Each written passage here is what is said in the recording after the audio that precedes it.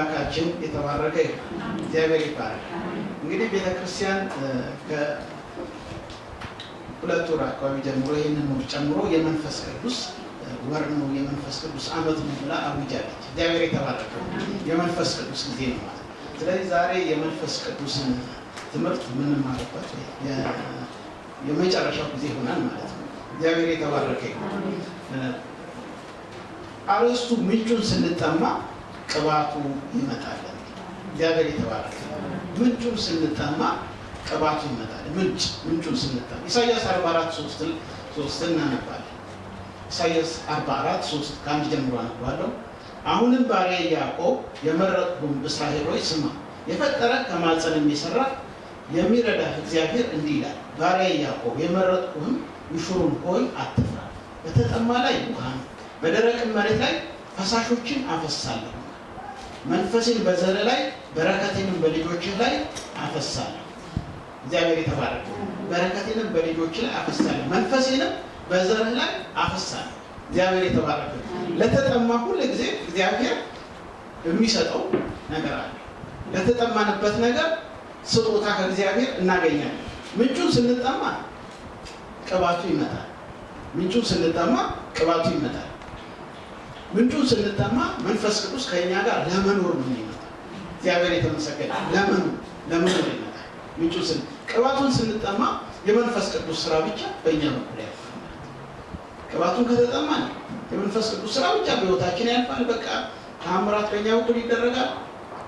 ግን ለመኖር እንዲመጣ እግዚአብሔር የተባረከ መንፈስ ቅዱስ ከእኛ ጋር ኑሮ እንዲያደርግ ነው ታክተን መጸለይና መፈለግ ያለ ከእኛ ጋር ኑሮ እንዲያደርግ እንዳይለየን፣ ሁል ጊዜ በእርምጃችን በጉዟችን በእንቅስቃሴያችን ሁሉ እንዳይለየን መንፈስ ቅዱስን ለኑሮ እንዲመጣ ከእኛ ጋር መፈለግና መጸለይ ያስፈልገናል። እግዚአብሔር የተባረከ እንዴት ነው ታዲያ ምንጩን የምንጠማው? ምንና እግዚአብሔር ይመስገን።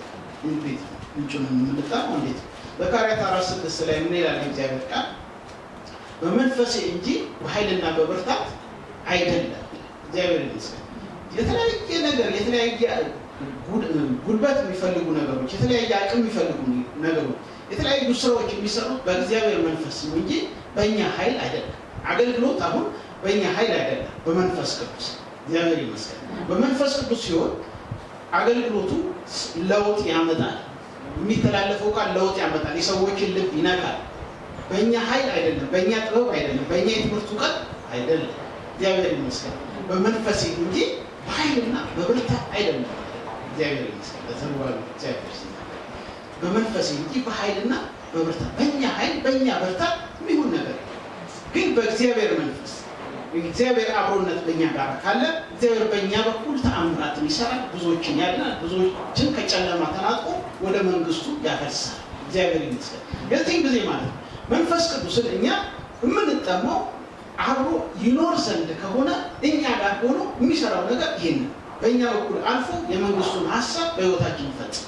እግዚአብሔር ይመስገን። የመንግስቱ ሀሳብ ምንድን ነው? ሰዎችን ከጨለማ አምጥቶ ወደ ብርሃን ያመጣል። ይህ ቃል የሚተላለፈው ቃል በሰዎች ልብ ላይ ይሰራና ምን ያደርጋል? ይበቅላል።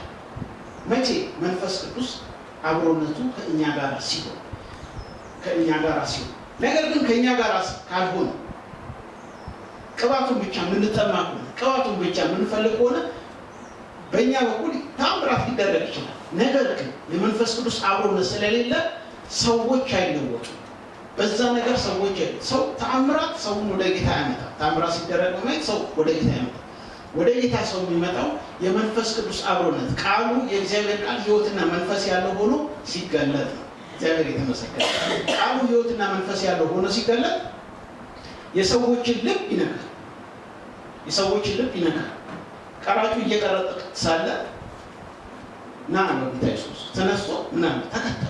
እግዚአብሔር ይመስገን። ቃሉ ልብን ይለውጣል። እግዚአብሔር ይመስገን። ቃሉ ልብን ይለውጣል። ተአምራት ግን ሰው ተአምራት አድርጎ ሆኖለት ይሄዳል። ለምጣሞች ነበሩ፣ አንዱ ብቻ ነው የመጣው፣ ሌላው እኮ ወደ ቤቱ ሄደ፣ ተቀብሎ ሄደ። ቃሉ ይለውጣል። እግዚአብሔር የተመሰገነ። በእኛ በኩል የሚተላለፈው ቃል እንዲለውጥ፣ ሰዎችን እንዲነካ፣ የሰዎችን ልብ እንዲነካ፣ የእግዚአብሔር መንፈስ በእኛ በኩል እንዲያ የመንፈስ ቅዱስ አብሮነት ያስፈልጋል። እግዚአብሔር ይመስገን። የመንፈስ ቅዱስ አብሮነት ያስፈልጋል። እርሱን ለሕይወት በመፈለግ ሐዋርያት ጌታ ኢየሱስ ክርስቶስን በመጨረሻው ሰዓት 3 ዓመት አብሮ ተከትሎ አብሮ ውለው አብሮ አድረው አብሮ ተከራተው ዋጋ ከፍለው ተከትለው መጨረሻ ላይ ትተውት ሄዱ። መጨረሻ ላይ በጭንቁ ሰዓት ትተውት ሄዱ። ነገር ግን ፈርተው ማለት ነው። ነገር ግን መንፈስ ቅዱስ ከእነርሱ ጋር ለመኖር በበዓለ ሃምሳ ቀን ከመጣ በኋላ እግዚአብሔር ይመስገን። ከዛም በኋላ ግን በነገስታት ፊት፣ በጨካኞች ፊት፣ በክፉዎች ፊት ምንም ወደ ኋላ ሳያፈገፍጉ የእግዚአብሔርን ቃል ለመናገር ነው። ይህን የህይወት ወንጌል ለመስበክ ጉልበት አገኘ። እግዚአብሔር ይመስገን። ለምን? በመንፈስና በኃይል በብርታት በእኛ ብርታት አይደለም፣ በእግዚአብሔር መንፈስና ኃይል እንጂ። እግዚአብሔር የተባረከ ነው። በእኛ ኃይል በእኛ ጉልበት አይደለም። በሐዋርያት ጉልበት ወይ ኃይል በእነሱ ኃይል ስላልሆነ መንፈስ ቅዱስ ከመጣ በኋላ ግን ተቀየሩ ነው ሰው። ለምን? አብሯቸዋል አሁን ጊዜ። እግዚአብሔር የተባረከ ነው። ጌታ ኢየሱስ ክርስቶስም እኮ ስለዚህ ነው ያለው፣ እኔ ቤት ይሻላችኋል፣ አጽናኙ እናንተ ጋር ይመጣል። ይህ አጽናኝ ሁልጊዜ ከእናንተ ጋር። እግዚአብሔር የተባረከ ነው። ከእኛ ጋር ሲሆን ነገሮች ይቀየራል። ከእኛ ጋር ሲሆን የእኛ ያለን ማንነት አሁን ይቀየራል። ያ የእግዚአብሔር ባህሪ በእኛ ውስጥ መስራት ይጀምራል። እግዚአብሔር ይመስገን። ያ የድፍረት ኃይል፣ ያ የጥበብ ኃይል፣ ያ የማስተዋል ኃይል በእኛ በኩል መስራት ይጀምራል። ከዛ ሰዎችን መቀየር ይጀምራል። እግዚአብሔር የተባረከ ነው። ሐዋርያት ስለዚህ አብሮነቱ ሲኖር ምን ይሆናል? አብሮነቱ ሲኖር ምን ይሆናል? አብሮነቱ ሲኖር ነቀፌታን መቋቋም እንችላለን። ነቀፌታ በእያንዳንዳችን በህይወታችን የተለያዩ ነቀፌታዎች ሊመጡ ይችላል። ነቀፌታዎችን መቋቋም የምንችለው የእግዚአብሔር አብሮነት ሲኖር፣ የመንፈስ ቅዱስ አብሮነት ሲኖር። እግዚአብሔር የተባረከ የመንፈስ ቅዱስ አብሮነት ሲኖር። ሐና ብዙ ነቀፌታ ደረሰባት። ነገር ግን ያንን ነቀፌታ ተቋቁማ ያንን ጊዜ ሁሉ ከእግዚአብሔር ቤት ያልጠፋችው ከምን የተነሳ? ከመንፈስ ቅዱስ አብሮነት የተነሳ። እግዚአብሔር የተባረከ ነው። እግዚአብሔር ከእርሷ ጋር ስለነበር ነቀፌታን ተቋቋመ። ሐና እንዴት የእግዚአብሔርን አብሮነት ወደ እርሷ መጣች? በጸሎት ትቆይ ነበር። እግዚአብሔር የተባረከ ነው። ሁልጊዜ የምትታየው ሐና ቤተ መቅደስ መሄድ ነው፣ ቤተ መቅደስ መታየት ነው። ሊቀ ካህኑ ያውቃት ነበር። ቤተ መቅደስ መታየት ነው። የመንፈስ ቅዱስ የእግዚአብሔርን አብሮነት ይዛ ነበር ይህች ሴት። የእግዚአብሔር አብሮነት ከእርሷ ጋር ስለነበር፣ ከሐና ጋር ስለነበር ነቀፌታ ሲመጣ ተቋቋመች። ለምን? ከእርሷ ጋር ያለው አጽናኝ፣ ከእርሷ ጋር ያለው ረዳት እግዚአብሔር ከነቀፌታው በላይ ስለሆነ እግዚአብሔር ይመስገን ተቋቁማ ማለት ይቻላል። እግዚአብሔር ይመስገን። አብሮን ሲኖር እግዚአብሔር ነቀፌታን ይቋቋማል። ሐዋርያቱ ተደብድቦ በቃ ገለናቸዋል። ደብድቦ ግማሹ ያስተኛል። በቃ ተነስተው ወንጌልን መስበክ የቻሉ አብሮነቱ ስላለ እግዚአብሔር የተባረከ። ተነስተው ከድብደባ ውስጥ ከብዙ አይነት ማንገላታት ውስጥ ሞቷል ብለው ጥሏቸው ተነስተው መስበክ የቻሉት ለምን? አብሮነቱ ስላለ። መንፈስ ቅዱስ ከነሱ ጋር ለመኖር ነው የመጣው። መንፈስ ቅዱስን የፈለጉት አብሯቸው ይኖር ዘንድ እንጂ በእነሱ በኩል ተአምራት ይሰራ ዘንድ ስላልሆነ ነው። በእነሱ በኩል ተአምራት ይሰራ ዘንድ ስላልሆነ ነው። እግዚአብሔር የተባረከ። ሙሴ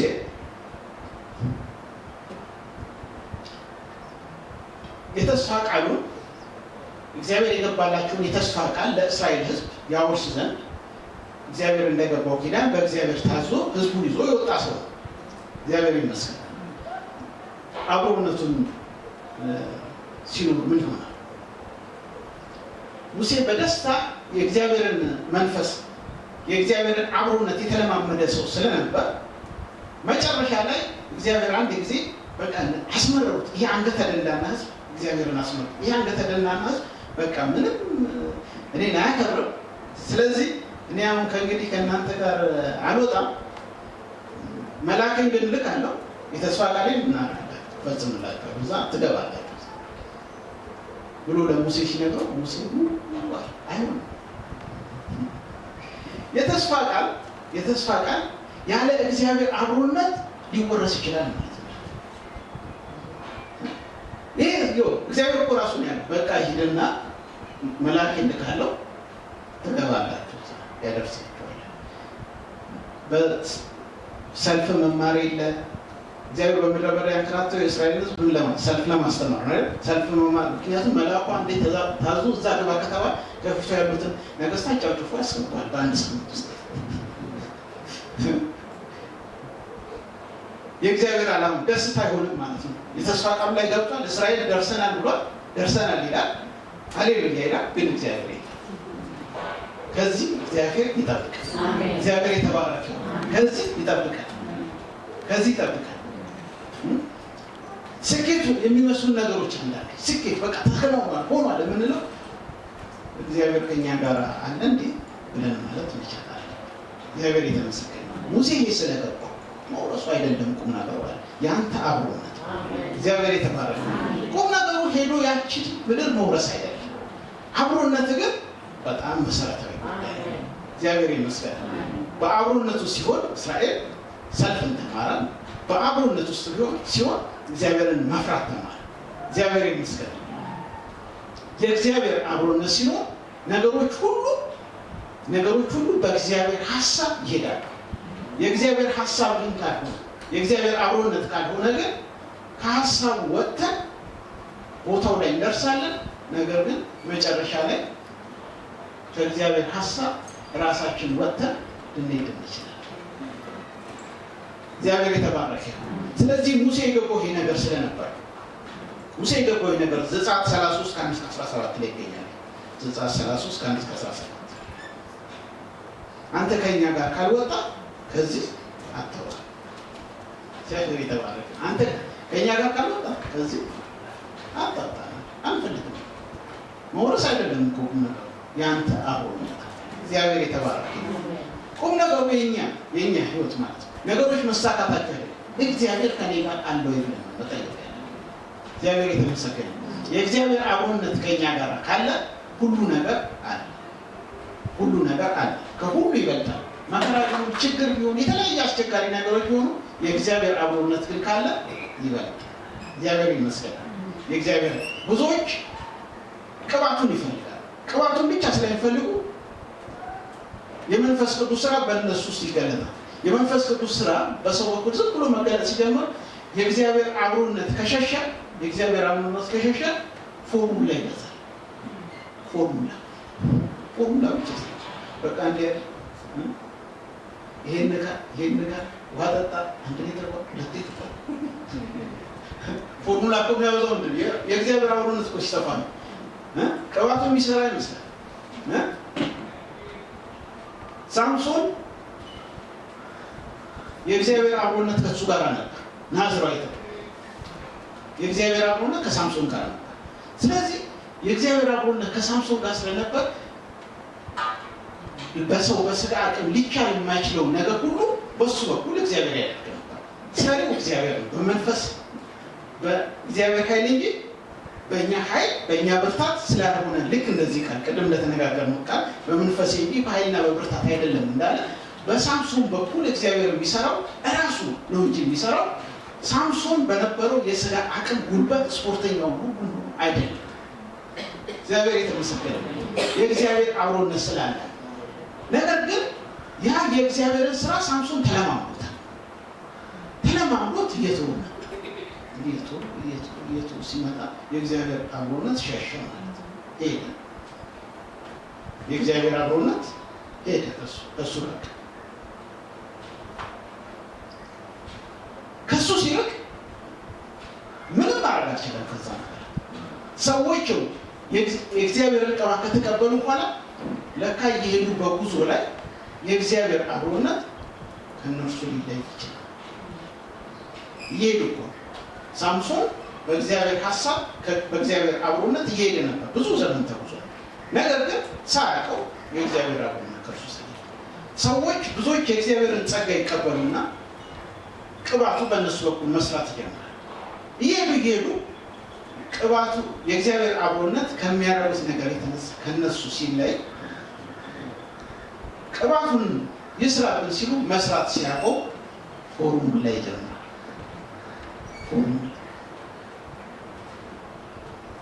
ይሄን ለማድረግ 1 ሊትር ውሃ ጠጣ። ከዛ ይሄን 2 ሊትር አድርጌያለሁ።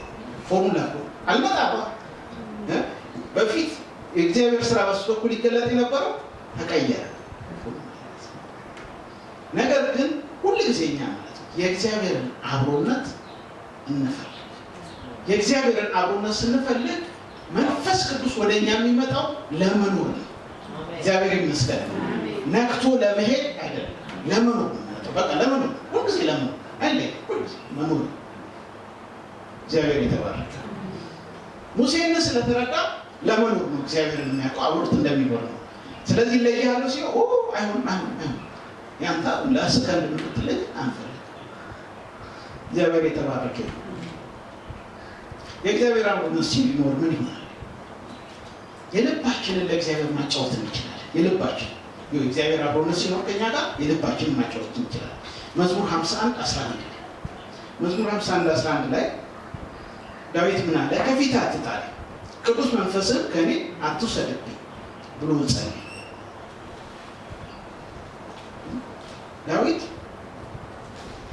የልቡን ነው ለእግዚአብሔር የሚያጫውተው ሁሉ ጊዜ የልቡን ያሳብ በቃ የተሰማው ኃጢአትም ካደረገ እንዲህ ሰርቻለሁ እንዲህ ካደረገ ምንም የሚደብቀው ነገር የለም። ምንም የሚደብቀው አብሮት ስላለ ነው። እግዚአብሔር የተባረከ። የሆነ ቦታ ለመውጣት ሲፈልግ ለውጊያ ለመውጣት ሲፈልግ እግዚአብሔር ሆይ ልውጣን ብሎ ይጠይቃል። ለምን? አብሮት ስላለ። እግዚአብሔር አብሮነቱ ከኛ ጋር ካለ በእያንዳንዱ ነገር በትናንሿ ነገር ሁሉ እግዚአብሔርን መጠየቅ እንችላለን። እግዚአብሔር ይመስገን። ወዲያውኑ እግዚአብሔር እንሆኝ ይለናል። ለምን? አብሮን ነው። እግዚአብሔር የተባረከ። አብሮን ስለሆነ ወዲያውኑ እንሆኝ ይላል። እግዚአብሔር እንሆኝ ይላል። ሌላስ አብሮነቱ ከኛ ጋር ሲሆን ምን ይሆናል? አብሮነቱ ከኛ ጋር ሲሆን ምን ይሆናል? በእኛ በኩል ሰዎች እንዲበረቱና እንዲቀጥሉ እግዚአብሔር ማድረግ ይጀምራል።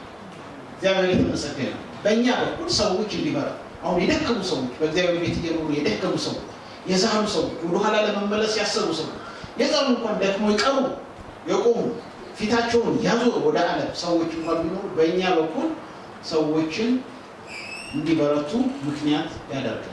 ለምን? የእግዚአብሔር አብሮነት ስላለ። ለዚህ ማሳያው ዮሴፍ። እግዚአብሔር ይመስገን።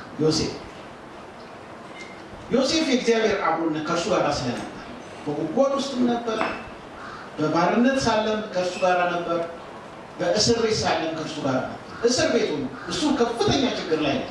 ብዙ ዓመት ከፍተኛ ችግር ላይ መከራ ላይ ነው ዮሴፍ። እስር ቤትም መከራ ላይ ነው። ነገር ግን የሰዎችን ችግር የታሳሪዎቹ መፍታት ቀጥሎታል። እግዚአብሔር የተመሰገነ። ለምን? እግዚአብሔር በእስር ቤት ሳለ ከእርሱ ጋር ሳለ። እግዚአብሔር የተባረከ። እግዚአብሔር ከኛ ጋር ሲሆን የሰዎችን ችግር በእኛ በኩል መፍታት ይጀምራል። ስለዚህ ጸሎታችን ሁሉ ለሰዎች ስንጸልይ ይሰማና ያንን ሰው ይቀየራል። እግዚአብሔር የተመሰገነ። ጸሎታችን ሁሉ ይቃኛል። እኔ እንዲያርግልኝ ከዛ ነገር ውስጥ ወጥተን ለሰዎች የመማለድ ጸሎት በእኛ ውስጥ ይገባል። የእግዚአብሔር አብሮነት ሲኖር የጸሎት አርዕስቶቻችን፣ ሀሳባችን መቀየር ይጀምራል። እግዚአብሔር ይመስገን።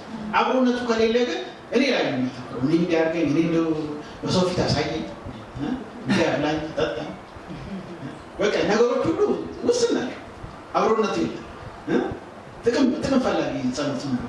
የራስ ጥቅም ከእግዚአብሔር ጥቅም ብቻ ፈላጊ ነው። ሰው ቅባቱን ብቻ የሚፈልጉን በእኔ በቃ ልታይ፣ ጎላ ብዬ ልታይ፣ በእኔ በኩል እግዚአብሔር ሲሰራ በማየት ሰዎች ሁሉ ያክብሩ ያድንቁ ነገር ነው። ጥቅም ፈላጊ። ነገር ግን የእግዚአብሔር አብሮነት ሲኖር ለሰዎች የሚትረፈረፍ እግዚአብሔር ይመስገን። አብሮነቱ ሲኖር ለሰዎች የሚትረፈረፍ ነው እንጂ ራስ ጋር ተወስኖ የሚቀር ነገር አይደለም። እነ ጳውሎስ ተደብድቦ እዛ ተገፉ፣ ተጥሎ ሞቷል ብለው ትተውት፣ ነገር ግን ከዛ ተነሱ አራፉ። ምን ማድረግ ጀመረ? ወንጌልን መስበክ ቀጠለ። እግዚአብሔር ይመስገን። ምክንያቱም ተፉ ምንድን ነው? እሱ ሰዎች ከጨለማ ወጥተው ወደ ብርሃን መንግስት እንዲገቡ፣ ትርፉ ምንድን ነው? የእግዚአብሔርን የመንግስቱን ሀሳብ ማስፋፋት። እግዚአብሔር የተባረከ ትርፉ በቃ የእግዚአብሔር አብሮነት ሲኖር ትርፋችን ሰዎችን ካሉበት ነገር የማውጣት ጸሎት መጸለይ ይሆናል። ምድሪቱን ካለችበት ነገር የማውጣት ጸሎት መጸለይ ይሆናል። ምክንያቱም መንፈስ ቅዱስ ነው ጋይድ የሚያደርገን የሚመራን። የዛን ጊዜ መንፈስ ቅዱስ ስለሚሆን ራሳችን ሳንሆን መንፈስ ቅዱስ በእኛ መስራት ይጀምራል፣ መታየት ይጀምራል፣ መለወጥ ይጀምራል። ያ ደግሞ ለውጥ ማምጣት ይጀምራል። በእርግጥ ለውጥ ማምጣት ይጀምራል። ለጳውሎስ ሲሰብኩበት ለውጥ ማምጣት ጀምሮ ነበር። ሲሰብኩ ሰዎች ወደ ጌታ ይመጣሉ፣ ይለወጣሉ፣ ለውጥ ማምጣት ይጀምራል። ለምን? የእግዚአብሔር አብሮነት የመንፈስ ቅዱስ አብሮነት በሙላት እነርሱ ጋር በስሏል። እግዚአብሔር የተመሰገነ። በሙላት ከኛ ጋር ሲሆን ይህ ነገር በሕይወታችን ይሆናል። የተትረፈረፈ ሕይወት ይኖራል። ለሰዎች ሁሉ የሚታል አብሮነቱ ከእርሱ ጋር ያለ ሰው ሰዎች እንዲበረቱና እንዲቀጥሉ ምክንያት እግዚአብሔር የተባረከ። ስለዚህ እንዴት ነው ሰዎች እንዲቀጥሉ ምክንያት እየሆንኩ ነው ወይስ አይደለም? ጥያቄ መጠየቅ አለብን ራሳችን። ወይስ እንዴት ነው ለራሴ ብቻ ነው ወይ ወደ እግዚአብሔር ቤት ስመጣ ለራሴ እንዲያርግልኝ ለማለት ብቻ ነው? ይህ ከሆነ አብሮ ይላል ማለት ነው። ስለዚህ አብሮነቱ መፈለግና መቀበል አለብን ማለት ነው። እግዚአብሔር የተመሰገነ ይሁን። በርናባስ አብሮነት ስለነበረው የእግዚአብሔር አብሮነት ከእርሱ ጋር ስላለ እነ ጳውሎስን ሁሉ የወሰደውን ያገናኙ በርናባስ። እግዚአብሔር ይመስገን። በርናባስ አብሮነቱ ስላለ ለሰው ሁሉ የሚታክ ነገር በሕይወቱ አለ ማለት። የእግዚአብሔር አብሮነት ሲኖር ለሰው ሁሉ የሚታክ ነገር በእኛ ዘንድ ይኖራል። ለራሳችን ብቻ አይደለም፣ ለሰዎች ሁሉ የሚታክ እግዚአብሔር ይመስገን። ሰዎችን ሁሉ ከክፋት የሚመልስ ከጥፋት የሚመልስ ነገር እግዚአብሔር በእኛ ያስቀምጣል ማለት ነው። እግዚአብሔር ይመስገን። የዚህን ጊዜ አብሮነቱ ከኛ ጋር አለ ማለት ነው። ምንጩን ስንጠማ ቅባቱ ይመጣል። እንዴት ምንጩን እንጠማ? አንደኛ እሱን ለሕይወት በመፈለግ ብለናል ማለት ነው። እግዚአብሔር የተመሰገነ። እሺ፣ ሁለተኛ እንዴት ምንጩን እንጠማ? ሁለተኛ ይለውጠን ዘንድ በመፈለግ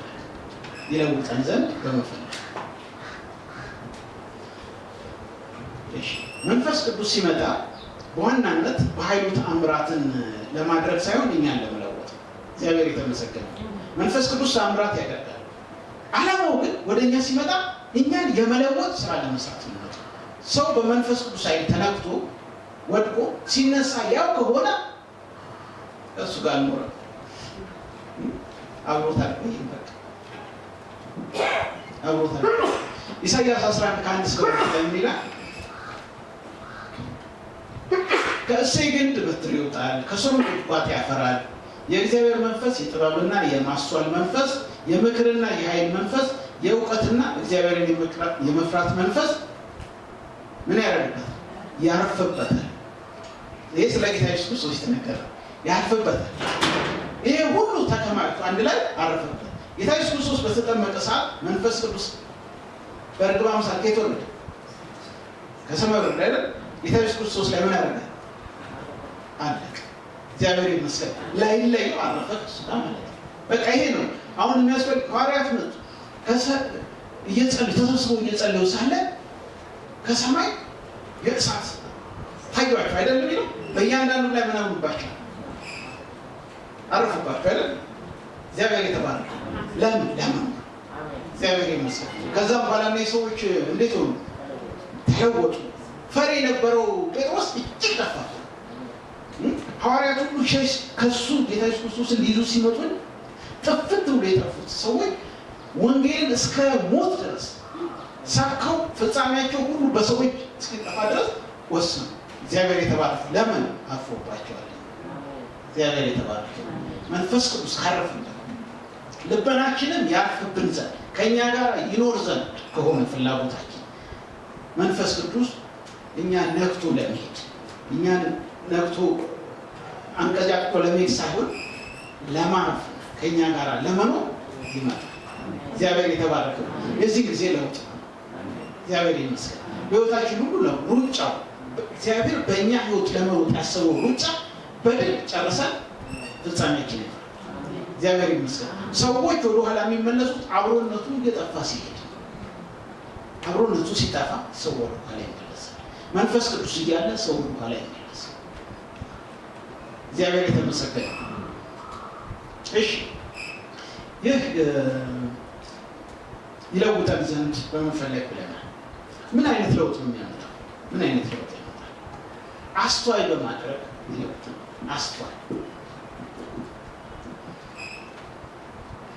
አስተዋይ በማድረግ ይለውጥ ምን ማለት ነው? የማስተዋል መንፈስ በመስጠት። ይህ የመንፈስ ቅዱስ ባህሪ ስለሆነ እነዚህ ባህሪዎች ሁሉ ኢሳይያስ 11:1-2 ላይ የተጠቀሱት ባህሪዎች ሁሉ በእኛ ህይወት ውስጥ መታየት ይጀምራል። አስተዋይ በማድረግ ማስተዋል ማለት ከብዙ ውሸቶች መካከል የተደበቀችውን እውነት መለየት ማለት ነው። ከብዙ ውሸቶች ማለት የተደበቀችውን እውነት መለየት መቻል ማስተዋል።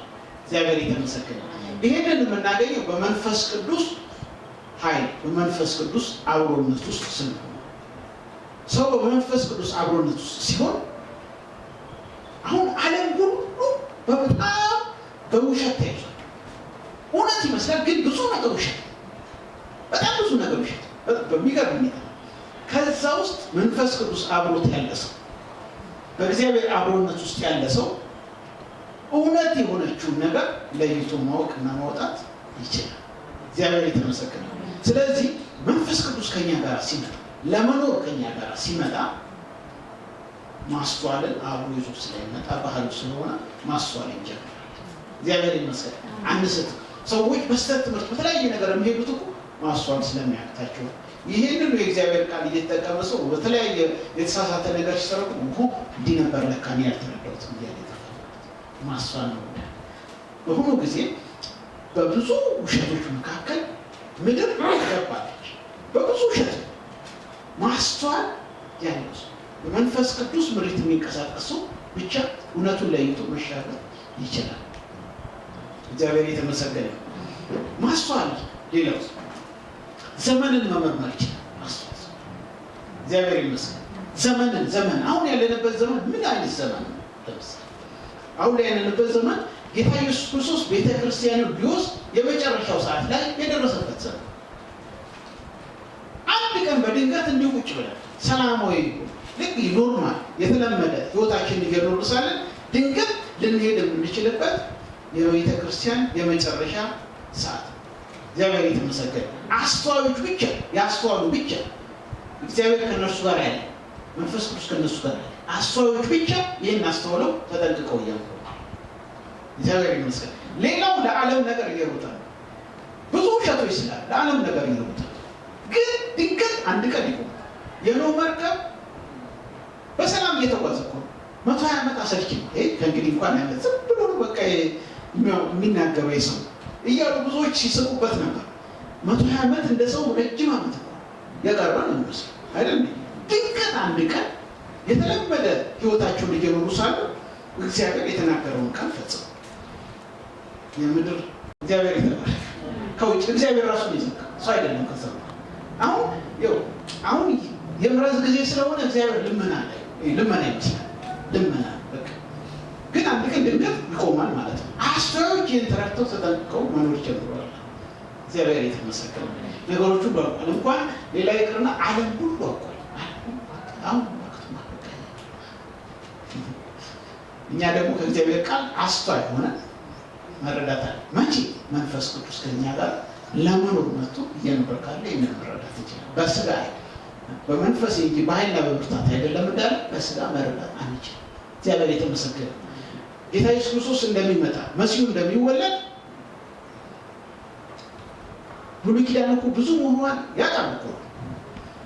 የቤተ ክህነት ሰዎች ነበሩ፣ ቤተ መቅደስ የሚያገለግሉ ነበሩ። ብዙ አይነት ካህናት ሊቀ ካህናት በጣም ብዙ የተማሩ ነገር ግን ለካ የእግዚአብሔር አብሮነት ከነርሱ ሲለይ አላወቁም። ሙሴ ያንን ስላስተዋለ እኮ ነው አይ ዋናው ነገር ርስትን መውረስ አይደለም ማለት አንተ ያሳየን እቺ ምድር ርስት አይደለም፣ አንተ ግን ከኛ ጋር መውጣት አለ። አንተ ጋር ወጣን መጣ ይቀርብናል። እነዚህ ሰዎች ግን ክብሩ ኃይሉ ምን በቤተ መቅደስ ያለው ነገር ሙሉ የተሟላ ስለሆነ እግዚአብሔር ኖረም አልኖረም አልፈለጉም። ስለዚህ ጌታ ኢየሱስ ክርስቶስ ሲመጣ ማስተዋል አልቻሉ፣ መረዳት አልቻሉ። መንፈስ ቅዱስ እንደዚህ አይነት ሚስጥሮችን የሚገልጽ ከብዙ ውሸቶች ማለት አንዷን እውነት የሚለይልን መንፈስ ቅዱስ ብቻ ነው። ሐና ለየች፣ ካህኑ ስምዖን ለየ። ሁለት ሰው ብቻ ያው ለምን እነዚህ ሰዎች በቤተ መቅደስ ቢመላለሱ የእግዚአብሔርን አብሮነት ሁሉ ጊዜ ፈልገው ተጠንቅቀው፣ ስለዚህ እግዚአብሔር ከነሱ ጋር ለመኖር መጥቷል። እግዚአብሔር የተመሰገነ ለመኖር ከነሱ ጋር መጥቷል። እግዚአብሔር የተባረከው። ዮሐንስ ወንጌል 14:23 ላይ ምን ይላል? ዮሐንስ ወንጌል 14:23 ኢየሱስም አለው የሚወደኝ ቢኖር ቃሌን ይጠብቃል፣ አባቴም ይወደዋል፣ ወደ እርሱ እንመጣለን፣ በእርሱም ዘንድ መኖሪያ እናደርጋለን። በእርሱም ዘንድ ምን እናደርጋለን? መኖሪያ። ለመኖር ነው እግዚአብሔር የሚመጣ። እግዚአብሔር እኛን ሲመጣ ከእኛ ጋር ለመኖር ነው እንጂ የሚመጣው ነክቶን የሚሄድ ፕሮግራም የለም። እግዚአብሔር የተመሰገነ ነክቶ የሚሄድ ፕሮግራም የለው። እሺ ሌላስ ምን ያደርገናል? ጥበበኛ መንፈስ ቅዱስ ጥበበኛ። ጥበብ ማለት ምንድነው?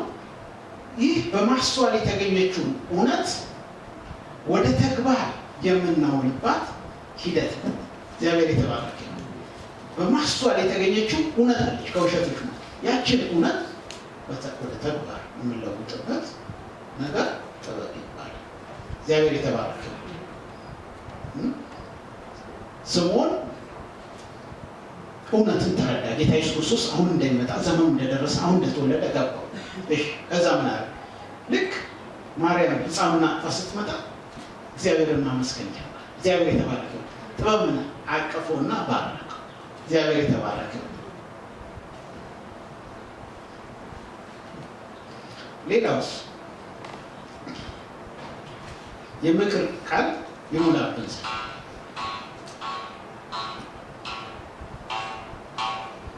የምክር ቃል ሰዎች የምክር ቃል ከአንደበታቸው የሚወጣው ሰዎችን የሚመክር ቃል አለህን? ወንድሞች እህቶች የሚመክር ቃል አላችሁ አላችሁ? ወንድሞች እህቶች የሚመክር ቃል አላችሁ? የእግዚአብሔር አብሮነት ካለ አይጠፋም። እግዚአብሔር ይመስገን። የእግዚአብሔር አብሮነት ካለ አንድ እንኳን ቃል አጠፋም ከኛ። አብሮነት ከሌለ ግን የለም፣ ምንም የለኝ። እኔ ለራሴ ሀዘን ውስጥ ነኝ። እኔ ለራሴ ችግር ውስጥ ነው ያለሁት እንኳን ልመክር። አብሮነቱ ካለ ግን ችግር ውስጥ ነው። ያው ልክ እንደ ዮሴፍ ምን አደረገ? ችግር ውስጥ ነው እኮ አብሮነቱ ስላለ እግዚአብሔር የሁለት ታሳሪዎችን እንቆቅልሽ እዛ ፈቱ፣ ያለባቸውን ነገሮች ፈቱ፣ ነግሯቸው የሚፈተው ተፈታ፣ የሚሞተው እግዚአብሔር የተመሰገነ ከእንቆቅልሽ ጋር ቆይ ያዩትን የሚናገሩት ፈታ፣ የሰዎችን እንቆቅልሽ ይፈታል። ስለዚህ የሚመክር ቃል ከሁላችን ካልጠፋ እግዚአብሔር ከኛ ጋር። እግዚአብሔር የተመሰገነ የመንፈስ ቅዱስ አብሮነት አለ።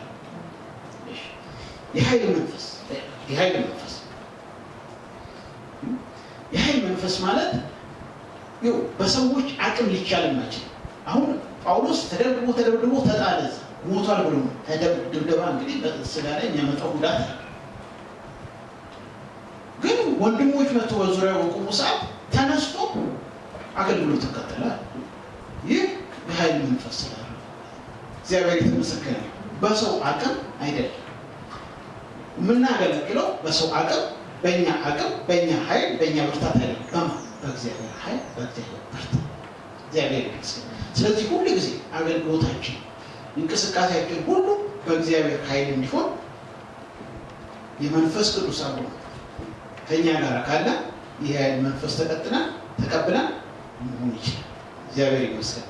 የእውቀት መንፈስ ሌላ የእውቀት መንፈስ ደግሞ ካለ ቃሉን አሁን ስናነብ ይህንን ቃል ስናነብ መረዳት እንችላለን። ሰዎች አሁን የራእይ ቃል አይገባኝ በብዙ ሊረዱ አልችልም።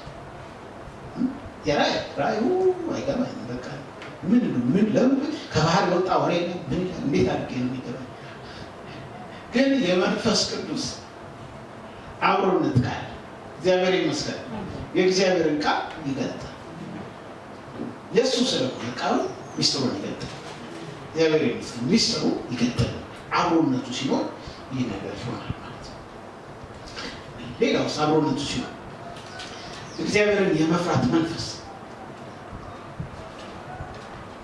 እሱን ፈርተን እና አክብረን እንድንኖር ያስችለናል ማለት ነው። እሱን ፈርተን አክብረን እንድንኖር ያስችለናል። በራሳችን አይደለም፣ በመንፈስ ቅዱስ ኃይል። የጥበብ መጀመሪያ ምንድን ማለት እግዚአብሔርን መፍራት አይደል? ትልቁ የመጀመሪያ ትንሽ እውቀት እግዚአብሔርን መፍራት፣ ትንሽ እውቀት በእግዚአብሔር። በሰዎች በዓለም ግን ደካማ እውቀት እግዚአብሔርን መፍራት። በዓለም ደካማ እውቀት እግዚአብሔርን መፍራት ግን ትልቁ ደግሞ የእግዚአብሔር ጥበብ የመጀመሪያ ጥበብ እግዚአብሔርን መፍራት። እግዚአብሔር የተመሰገነ። እግዚአብሔርን ስንፈራ በእግዚአብሔርን በመፍራት ውስጥ ሁሉ ነገር ለእኛ ይለቀቃል ማለት ነው። እግዚአብሔር ይመስገን። ስለዚህ በነገራችን ሁሉ በእንቅስቃሴያችን ሁሉ እግዚአብሔርን በመፍራት መመላለስ እንችላለን። ይህ ያደርገናል ማለት ነው። ብዙዎች መንፈስ ቅዱስን ይፈልጋል፣ ነገር ግን መለወጥን አይፈልግም። ብዙዎች መንፈስ ቅዱስን ይፈልጋል፣ ሁሉም ይፈልጋል፣ መለወጥን ግን አይፈልግም። መለወጥ ካልፈለግ መንፈስ ቅዱስ ወደ እኛ መጥቶ የመኖር ፕሮግራም አይኖርም። መለወጥ መፈለግ አለ። እግዚአብሔር ይመስገን። መለወጥ መፈለግ አለ። ምክንያቱም ሰዎችን ከክፋት እየመለሰ ነው የሚባርከው እግዚአብሔር። ሰው ከክፋት ለመመለስ ካልፈለግ ተቀደሱ ዘንድ ምናምን ፈልጉ አይደል? ስንፈልግ ነው ማለት ነው። ከክፋት ለመመለስ ካልፈለግ በልቤ ካልፈለግ መለወጥ አልፈለኩም ማለት። ስለዚህ መንፈስ ቅዱስ ወደ አይመጣም ማለት ነው። ስለዚህ ብዙዎች መንፈስ ቅዱስን ይፈልጋሉ፣ ነገር ግን መለወጥን አይፈልጉም። ስለዚህ መንፈስ ቅዱስ የመኖር ፕሮግራም አድርጎ ወደ እነሱ አይመጣም ማለት ነው። ስለዚህ ይለውጠን ዘንድ መፈለግ እንዳለ መንፈስ ቅዱስን ሁሉ ጊዜ ከእኛ ጋር ይኖር ዘንድ መለወጥን በልባችን አስበን ፈልገን መጸለይ ይገባናል። እግዚአብሔር ይመስገን። እሺ አብሮነቱን እንዴት እናውቅ? አረስት ነገር አብሮነቱን እንዴት እናውቅ? አሁን እንግዲህ ስለ መንፈስ ቅዱስ እንዴት ከኛ ጋር እንደሚመጣ አይተናል። እንዴት ምንጩን መጠማት እንዳለብን አይተናል። አብሮነቱን እንዴት እናውቅ? እሺ አብሮነቱ እንዴት ነው የሚቆየው? ስንቀደስ ይቆያል።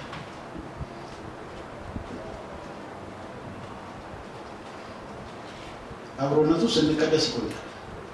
አሁን ሳምሶን መጀመሪያ የእግዚአብሔር አወላለዱ ራሱ በእግዚአብሔር አብሮነት ከመወለዱ ጀምሮ ናዝራዊ ይሆናል። ጸጉሩ ማለት ይደቃት ላጩት ብሎ እግዚአብሔር በራሱ ዲዛይን አሳደ። እግዚአብሔር ይመስገን። አብሮነቱን ከእርሱ ጋር አለ።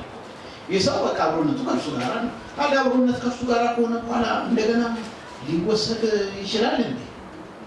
አዎ መልሶ እንዴት ሳምሶን ወደ አልተገባ ነገሮች መሄድ ለመደ። በቃ የሞት አትንካል ሄዶ ይነካል። አንበሳ ይገድና ከዛ ውስጥ ማር ይበላል። የሞት አትንካኩት። ወደ ፍልስጤም አትተባል። ፍልስጤም ሄዶ ሊያገባ ይፈልጋል። በቃ ስለዚህ መንፈስ ቅዱስ ሁሉ ጊዜ ከሱ የሚቃረን ነገር እያለን ግን እያዘነ እየተለየ ይሄዳል። ሲሄድ በቀላባይ በጣም ይታገል ለመቆየት ትግል ነው የሚያደርገው። በጣም ከእኛ ጋር ለመቆየት እንደዚህ አልሄድም ስናስመራው ራቅ ይላል። ከዛ ደግሞ አሁን ትንሽ የሆነ ስንመለስ ይመጣና ቤቱ መልቀቅ አይፈልግም። ትንሽ ደግሞ ስናስመራው ይሄዳል።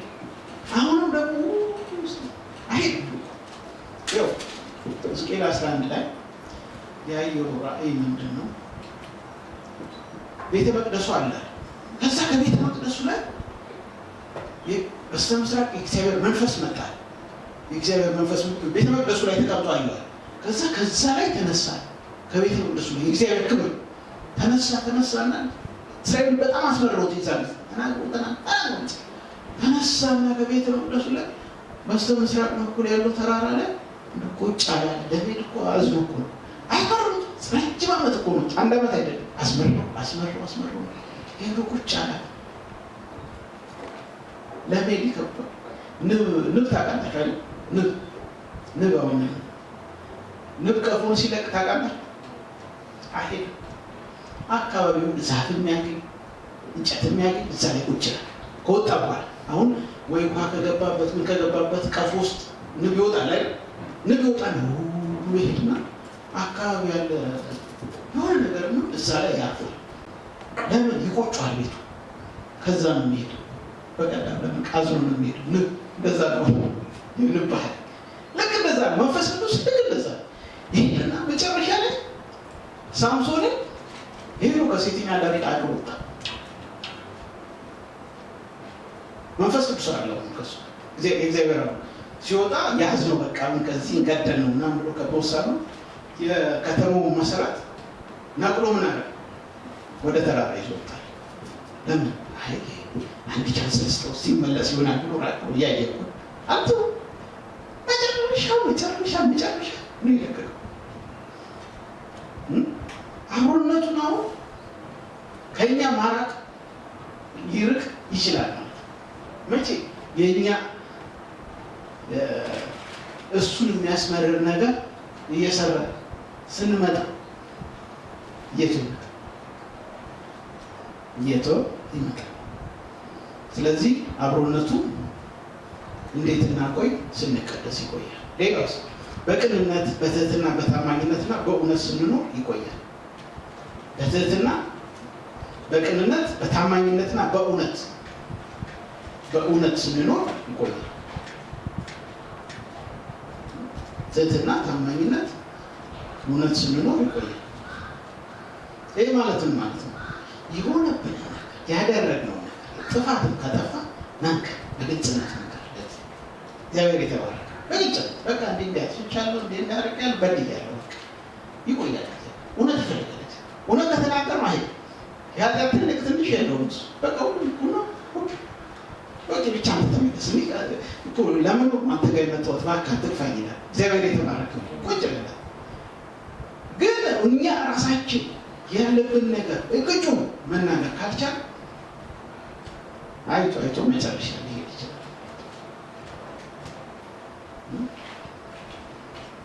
ሰው ዳዊት እግዚአብሔር እንደልብ ብሎ የጨረሰው በጣም ብዙ ወንጀሎች ሰርቶ በጣም ለአእምሯችን የሚከብድ ነገር ግን ምንድን ነው ያለው?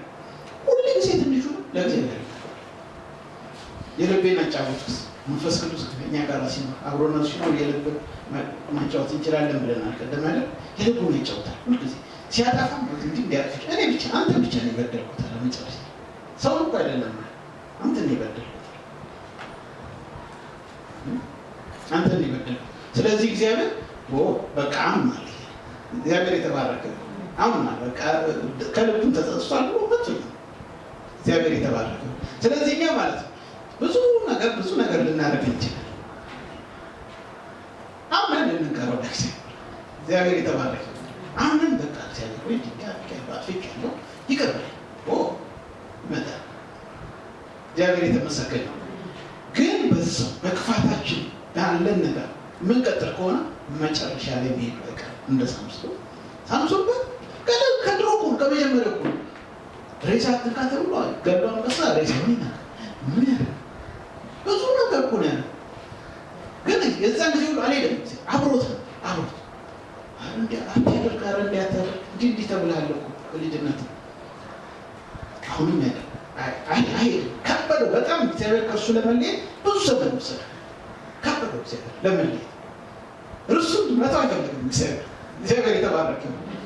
እኛን ለመተውና ፕሮግራም የለውም እግዚአብሔር አይፈልግም። እኛ ግን አስመረን ሂድ እንደማለት ነው መጨረሻ የዛን ጊዜ ነው ሊሄድ።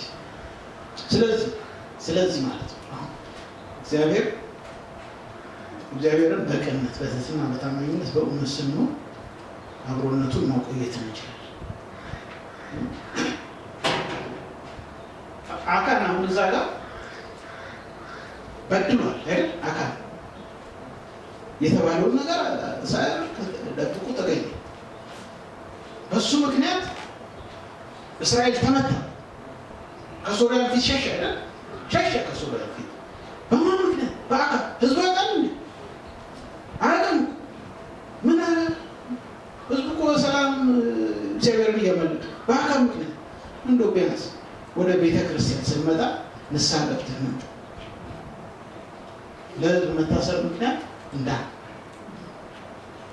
እግዚአብሔር የተባረከ እንዳን በደል መተላለፍ ካለ ችግር የለውም። የንስሐ መግባት ሌላ ችግር እግዚአብሔር በኃጢአታችን አይፈርድም። ይቅር ብለን እኛ እውቅና ከሰጠን አጥፍተን እግዚአብሔር ማለኛ ምሕረት ያደርጋል። ግን እኛ የራሳችን መብት እየመሰለን እየመጣ ሲመጣ ነው ችግሩ። ሳምሶን መብት እየመሰለው መጣ። መብቱ በቃ መብት የፈለገ መብቱ ይላል። መብት ሲያደርግ ማድረግ ስለሚጀምር እግዚአብሔር ከኛ በቃ ጨርሶ ይሄዳል። እስራኤሎች መብት ማድረግ ስለጀመሩ ነው እዛ ላይ ከዛ ከቤተ መቅደሱ ተነሱ ተራራው ላይ አልፎ ከዛም በኋላ መጨረሻ ላይ ብዙ ዓመታት እኮ መጨረሻ ተነስቶ ይደረግ በቃ አሳልፌ ልስጥ ለባቢሎን ብሎ ሰጠ አለ። ስለዚህ ቢያንስ ቸርች ስንመጣ ለሌላው መታሰር ምክንያት እንዳንሆን ነው የእግዚአብሔር መንፈስ እንዳይገኝ እንዳያደርግ በእኛ ምክንያት እንዳይሆን እግዚአብሔር ይቀበላል። ለጉባኤ መታሰር ምክንያት አንሆን ብለን እንመጣ። እግዚአብሔር የተመሰገነ ለጉባኤ ለካ መታሰር ሰው ምክንያት ነው። አካል ለእስራኤል መሸነፍ ምክንያት ነው። ሁላችንም ቸርችም ቤትም ስራ ቦታም ሌላ ቦታም አንድ አይነት ሰው ነው። ቤትም ትልቅ እግዚአብሔር የተባረከ ቸርች አንድ አይነት ሰው፣ ውጭም አንድ አይነት ሰው፣ ቤትም አንድ አይነት ሰው። ግማሽ ቤቱ በጣም መከራ ፈጥሮ እዚህ ሰላም ነው፣ እዚህ በጣም ብዙ ቅዱስ ያስብላል። ቅዱስ እንትና ያስብላል ሲያዩ ምን አይነቃል ሳይክስ ግን ቤት ሌላ ነው። አንዳንድ ደግሞ የስራ ቦታ ከውጭ ሲወጣ ለሰው ያለው በጣም ሌላ ነው። ግን አንድ አይነት ሰው ነው። አንድ አይነት ከሆነ እግዚአብሔር ከኛ ጋር በጣም ይገርም። እግዚአብሔር የተባረከ ክፉ ከሆነ እዚህ ክፉ ከሆነ ደስ ይላል። እግዚአብሔር በጣም ይገርመው። ሁለት ማንነት አይፈልግም እግዚአብሔር። ሁለት ማንነት አይፈልግም። በቃ አንድ አይነት ማንነት ሲኖረን ደስ ይላል። ለምን እንፈወሳለን። ለውጠን ማለት ስንጀምር ይለውጣል። እግዚአብሔር ይመስገን። ለውጠን ማለት ስንጀምር መለወጥ ይጀምራል እግዚአብሔር። ሌላው እግዚአብሔር ከኛ ጋር አብሮነቱን እንዴት እናቆይ? አሮጌው ማንነት ከኛ እንዲወገድ ስንፈልግና ስንጸልይ።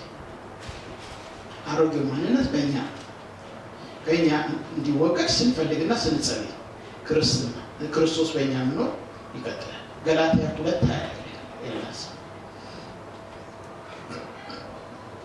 አሮጌው ማንነት አለ።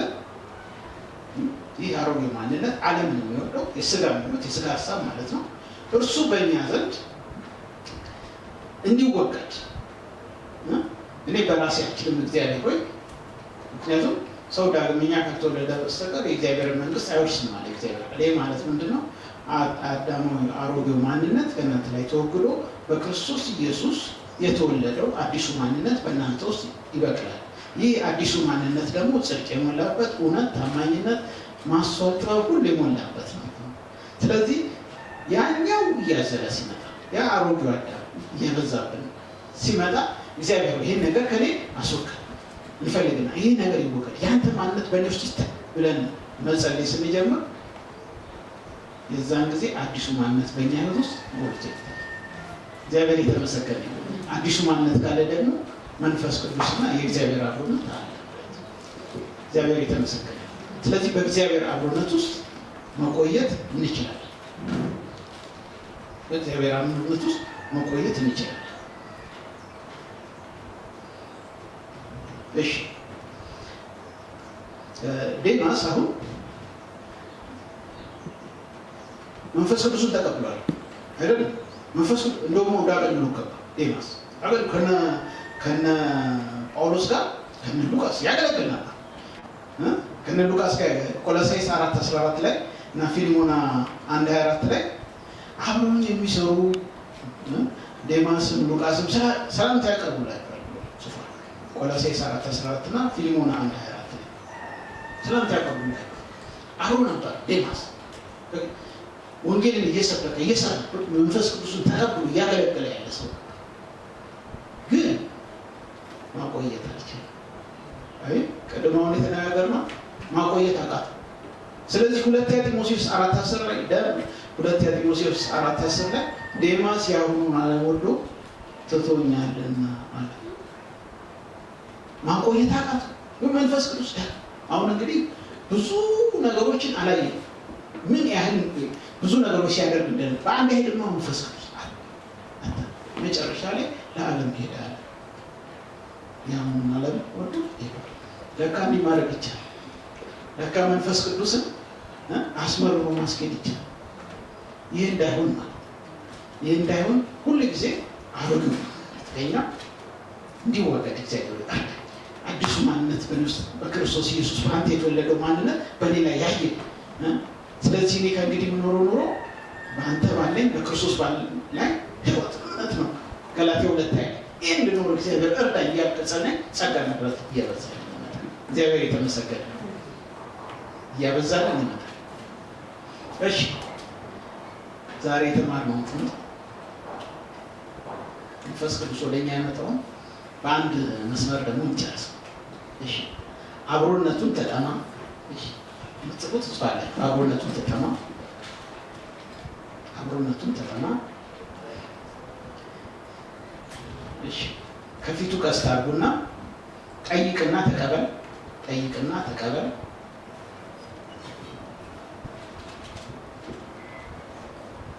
እሺ ከፊቱ ቀስት አድርጉና አሁንም አቆይ አቆይ አቆይ።